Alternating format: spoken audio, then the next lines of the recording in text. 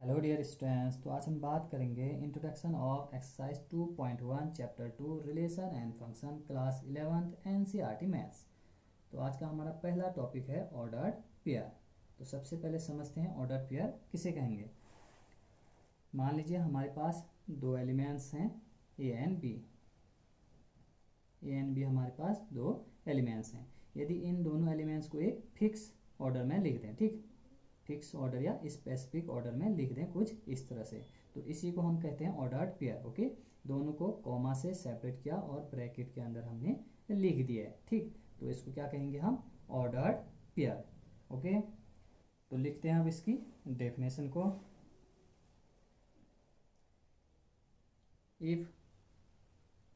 If two elements if two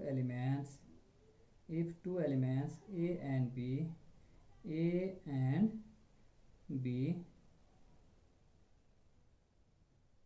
written in fix order या specific order हम कह सकते हैं, return in specific order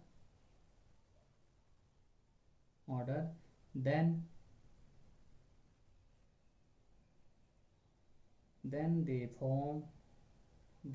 form an ordered pair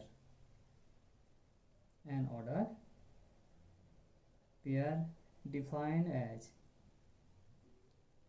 as किस तरह से डिफाइन करेंगे, दोनों एलिमेंट्स को कॉमा से सेपरेट कर देंगे और स्मॉल ब्रैकेट के अंदर रख देंगे। ओके, तो हमारा नेक्स्ट टॉपिक है Cartesian product of sets. Cartesian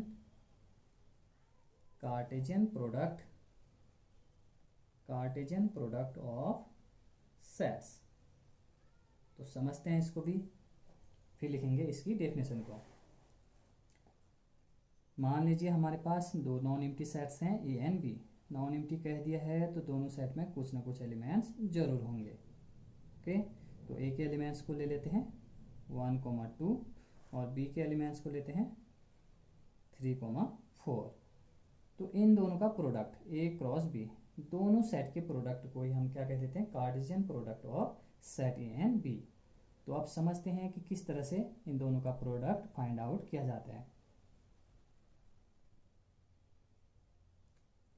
set A के एलिमेंट्स हैं 1,2 और सेट बी के एलिमेंट्स हैं 3,4। ओके, तो 1 का सेट बी के सभी एलिमेंट से पेयर बना देंगे। ओके, 1,3 एंड 1,4, 1 का दोनों से हमने पेयर बना दिया दोनों एलिमेंट्स, ठीक।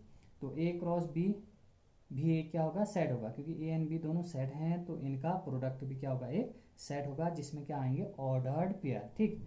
1 का 3 से पेयर बनाएंगे 1,3, 1 का 4 से भी पेयर बनाएंगे 1,4, ठीक। इसी तरह 2 का भी पेयर बना देंगे बी के सभी एलिमेंट से 2,3 and 2,4, 2,3 and 2,4।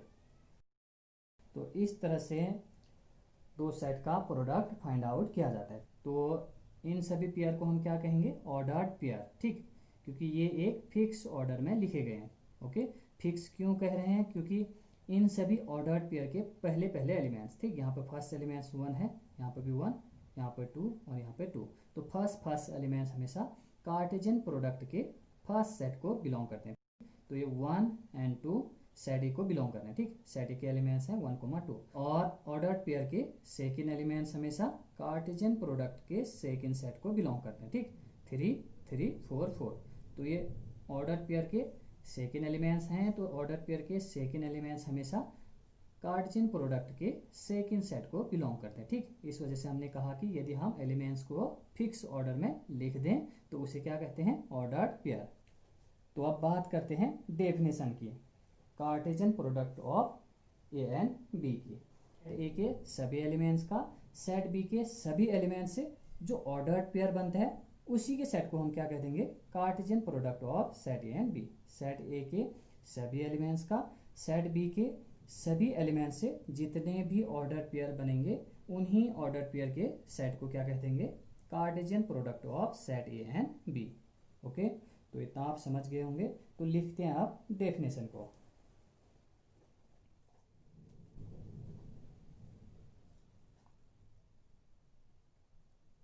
let A and B are two non-empty sets, then Cartesian product that is A cross B is a set of all ordered pairs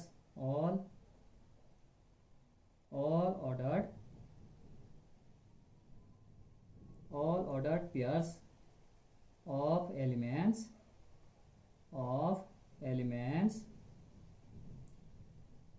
from A to B। Okay, तो Cartesian product A cross B क्या होगा? एक set होगा, set of all order pair. तो set होगा जिसमें सभी order pair होंगे सेट A के एलिमेंट्स का B के एलिमेंट्स से। सेट A के सभी एलिमेंट्स का सेट B के सभी एलिमेंट्स से जितने भी ऑर्डर पेयर बनेंगे उन्हीं ऑर्डर पेयर के सेट को हम क्या कह देंगे? Cartesian product of set A and B। Okay, इसको हम सेट बिल्डर फॉर्म में भी लिख सकते हैं। A cross B equal to A cross B में क्या होंगे? ऑर्डर्ड पेयर होंगे। ठीक, सेट ऑफ ऑर्डर्ड पेयर लिखा गया है, तो A क्रॉस B में क्या होंगे? ऑर्डर्ड पेयर होंगे। कुछ ऑर्डर्ड पेयर होंगे। किस तरह से होंगे? जो ऑर्डर्ड पेयर का फर्स्ट एलिमेंट होगा वो कार्टेशियन प्रोडक्ट के फर्स्ट सेट को बिलोंग करेगा। तो A belongs to set A and B belong करेगा कार्टेशियन प्रोडक्ट के सेकेंड सेट को। ओके, ऑर्डर पेयर का सेकेंड एलिमेंट कार्टेशियन प्रोडक्ट के सेकेंड सेट को बिलोंग करेगा। तो हम लिखेंगे B belongs to set B,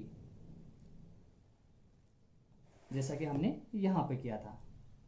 A और B दो नॉन एम्प्टी सेट थे, तो A के सभी एलिमेंट्स का B के सभी एलिमेंट्स से जितने भी ऑर्डर पेयर बने उन्हीं ऑर्डर पेयर के सेट को हमने क्या कह दिया? Cartesian product of set A and B।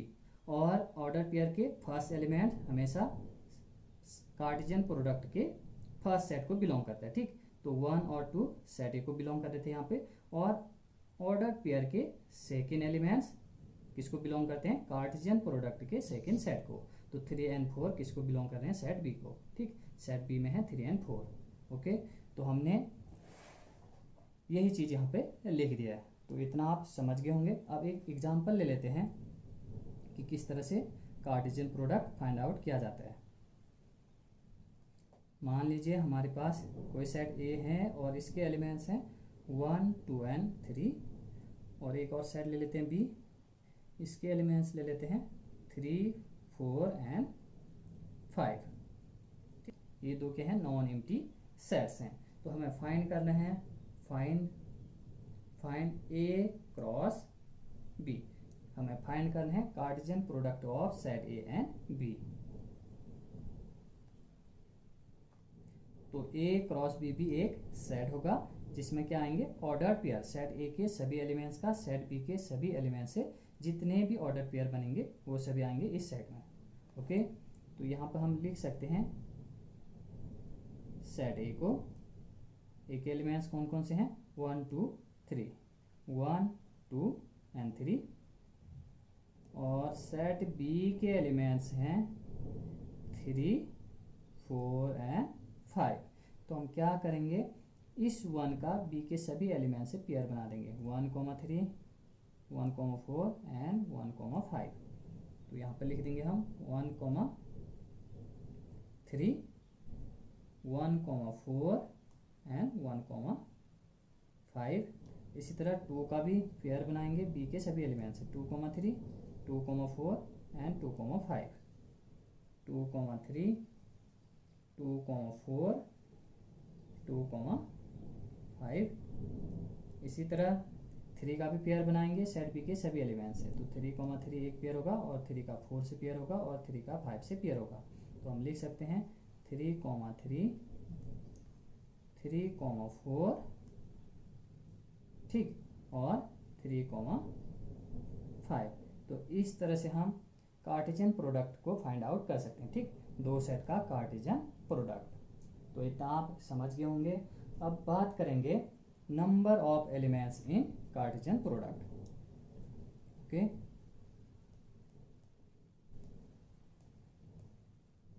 number of elements in A cross B। A cross B में कितने एलिमेंट्स होंगे। ओके, तो सपोज दैट सेट A में, ठीक, number of elements in set A. Set ए में कितने एलिमेंट्स हैं, P elements हैं, और सेट B में हम एलिमेंट्स को मान लेते हैं Q। Okay, number of elements in set B equal to Q। तो N A cross B equal to होगा N A into N B। Number of elements in set A into number of elements in set B। तो A में कितने elements हैं, set A में है, set A में P elements हैं, और सेट B में कितने एलिमेंट्स हैं, Q। तो इस फॉर्मूले की हेल्प से हम बता सकते हैं कि कार्टेशियन प्रोडक्ट में कितने एलिमेंट्स होंगे या कितने ऑर्डर पेयर होंगे। ठीक, क्योंकि कार्टेशियन प्रोडक्ट में हमें क्या दिखता है, ऑर्डर पेयर, तो उन्हीं ऑर्डर पेयर को हम कहेंगे elements of Cartesian product. Okay, तो इस फॉर्मूले की हेल्प से हम डायरेक्टली नंबर ऑफ एलिमेंट्स निकाल सकते हैं Cartesian product of two sets. तो इतना आप समझ गए होंगे। बढ़ते हैं नेक्स्ट टॉपिक की तरफ। नेक्स्ट जो हमारा टॉपिक है वो है ऑर्डर्ड ट्रिपलेट।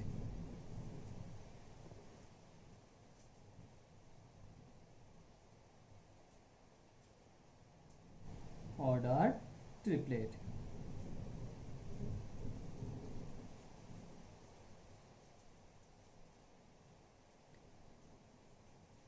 यदि हम दो सेट का प्रोडक्ट निकालते हैं तो हमें क्या मिलता है वहाँ पे, ऑर्डर्ड पेयर। ठीक, दो दो के पेयर मिलते हैं।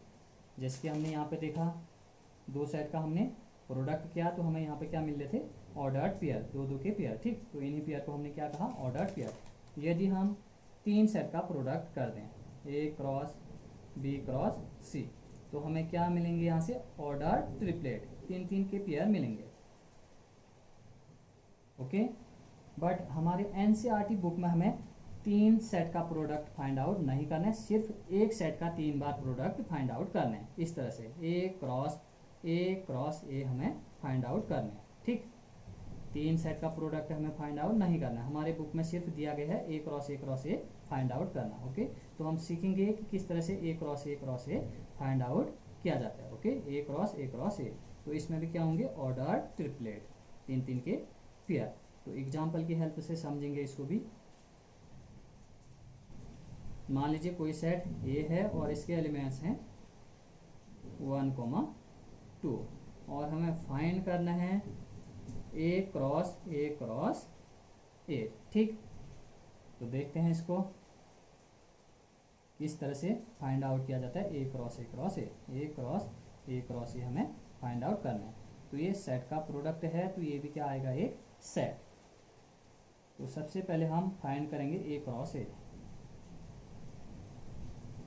ये सेट A है, हमें A क्रॉस A फाइंड करना है, तो यहाँ पे भी हम सेट A को ही ले जाएंगे। ठीक, और A के एलिमेंट्स कौन कौन से हैं, 1, 2, यहाँ पे भी लिखेंगे 1, 2। ओके, तो सबसे पहले हम फाइंड करेंगे A क्रॉस A को। तो A क्रॉस A भी क्या होगा, एक सेट होगा। ठीक, तो 1 का पेयर बनाएंगे इस 1 से, फिर इस 1 का पेयर बनाएंगे इस 2 से। तो हम यहाँ पर लिख सकते हैं 1, 1 और 1, 2। इसी तरह 2 का भी पेयर बनाएंगे इस वाले सेट के दोनों एलिमेंट से, 2, 1 एंड 2, 2, 2, 1 एंड 2, 2। तो हमें A cross A find out हो चुका है। ठीक, क्या फाइंड आउट हो चुका है, A क्रॉस A। तो अब यहाँ पर हम लिखेंगे A क्रॉस A, एक सेट फाइंड आउट हो चुका है।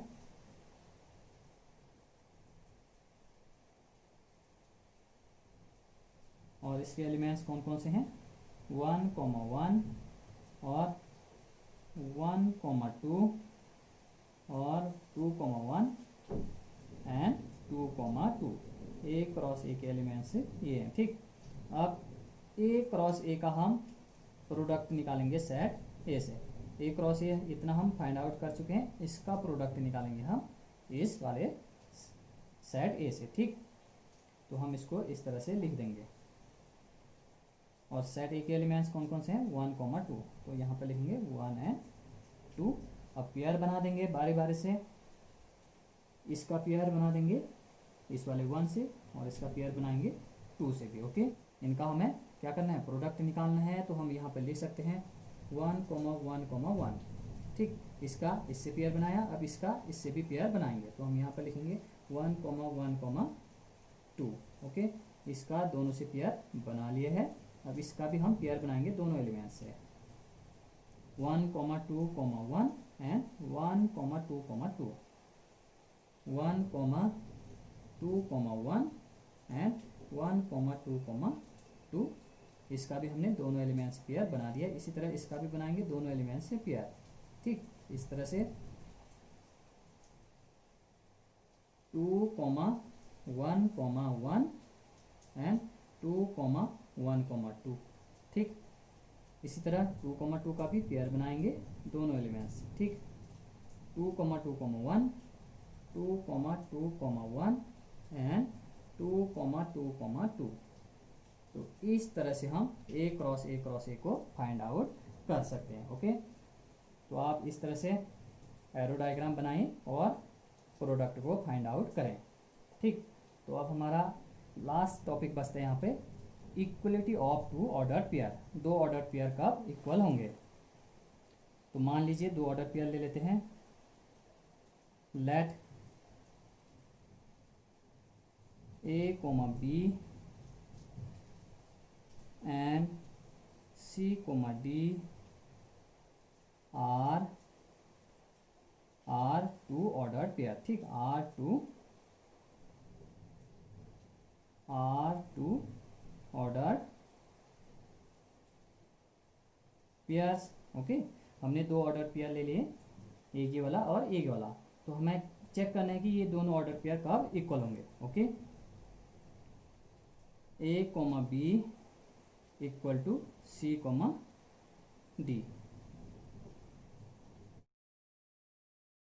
ये दोनों ऑर्डर पेयर तब इक्वल होंगे जब इन दोनों ऑर्डर पेयर के फर्स्ट एलिमेंट्स इक्वल होंगे। ठीक, A, B ये एक ऑर्डर पेयर है और C, D second order pair है। तो ये दोनों ऑर्डर पेयर कब इक्वल होंगे? जब A इक्वल टू हो C and B equal to हो D। सेकेंड जो एलिमेंट्स हैं वो भी इक्वल हों। ओके, तो 2 ऑर्डर पेयर कब इक्वल होंगे? जब दोनों ऑर्डर पेयर के फर्स्ट एलिमेंट्स इक्वल हों एंड सेकेंड एलिमेंट्स इक्वल हों। ओके, तो आप इतना समझ गए होंगे।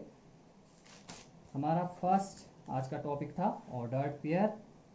यदि हम 2 एलिमेंट्स ए और बी को एक स्पेसिफिक ऑर्डर में लिख दें तो हमें क्या फाइंड आउट होता है? Ordered pair. ठीक, स्पेसिफिक या फिक्स ऑर्डर हम कह सकते हैं। तो हमने ए और बी को एक फिक्स ऑर्डर में लिखा है। फिक्स क्यों कह रहे हैं?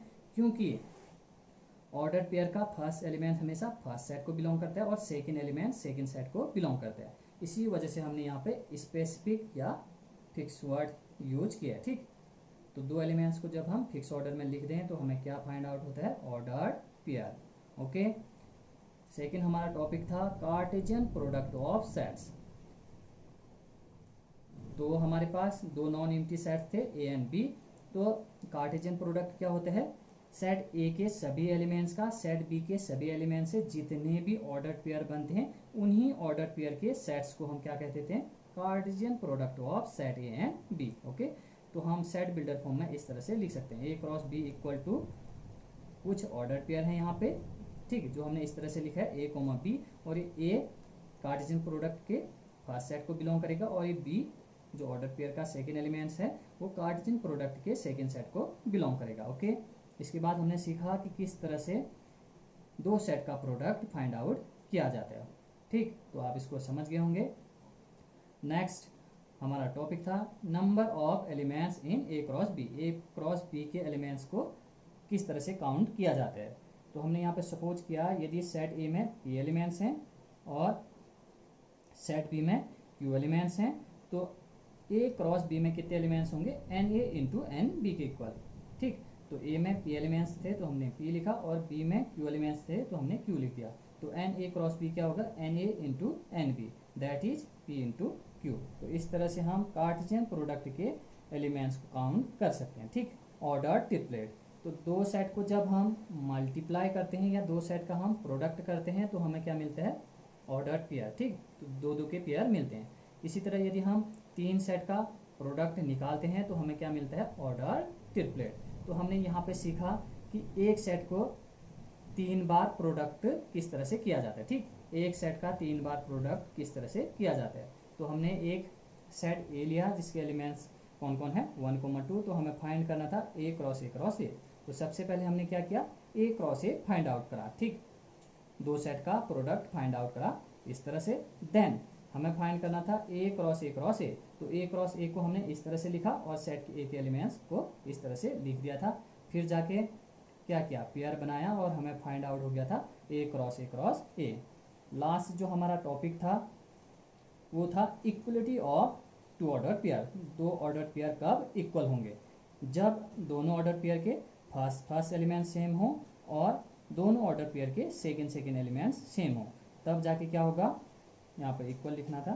ठीक, जब दोनों ऑर्डर पेयर के फर्स्ट एलिमेंट सेम हो और सेकेंड एलिमेंट्स सेम हो, तभी क्या होगा, दोनों ऑर्डर पेयर इक्वल होंगे। ठीक, तो अब हम मिलेंगे नेक्स्ट वीडियो में, और नेक्स्ट वीडियो में हम सॉल्व करेंगे एक्सरसाइज 2.1। Thank you.